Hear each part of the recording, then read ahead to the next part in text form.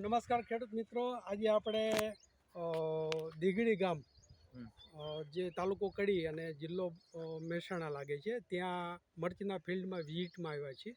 તો જે ખેડૂતને મળી અને જ્યાં આપણે મહાલાભ ગ્રેન્યુલ્સનો ડેમો કર્યો છે, તો એ આપણે આપનું શુભ નામ? ભાવેશજી. ઓકે, તો ભાવેશજી, આ જે મરચીમાં આપણે આવી પ્રોડક્ટ હતી, તમને ખ્યાલ હશે કે ગ્રેન્યુલ છે મહાલાભ, એનો ડેમોન્સ્ટ્રેશન જે કર્યું હતું એ કેટલા ઓલામાં કર્યું છે? લગભગ 7 ચાર્જમાં કર્યું છે, એટલે આ ચાર્જ સુધી આપણે આપ્યું છે.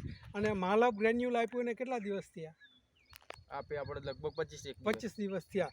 જે આ ચાર્જ સુધી આપણે આપ્યું છે અને અહીંથી આપણે એ ટાઈમે આપ્યું નહોતું, તો આ બંનેમાં તમને ફેર શું લાગે છે? બંનેમાં ખાસો ડિફરન્સ એટલે શું મેજર? એક તો વિકાસ આનો સારો છે, ફ્લાવરિંગ સારું છે, અને પછી બીજું શું લાગે છે? છોડ હેલ્ધી લાગે છે. જે મિત્રો, ખેડૂત મિત્રો, તમે જોઈ શકો છો કે મહાલાભ ગ્રેન્યુલ જમીનમાં આપવાથી સ્લો રિલીઝ છે, ધીરે ધીરે સતત જે તે પાકને, આ મરચીના પાકને મળ્યું છે. એના કારણે એનો જુઓ તો ગ્રોથ પણ સારો છે, જ્યારે બાજુના આગળના ચાસમાં એટલો ગ્રોથ નથી.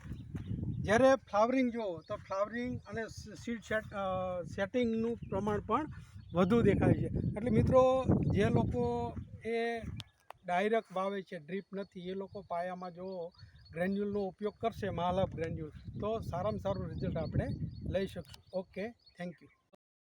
મિત્રો,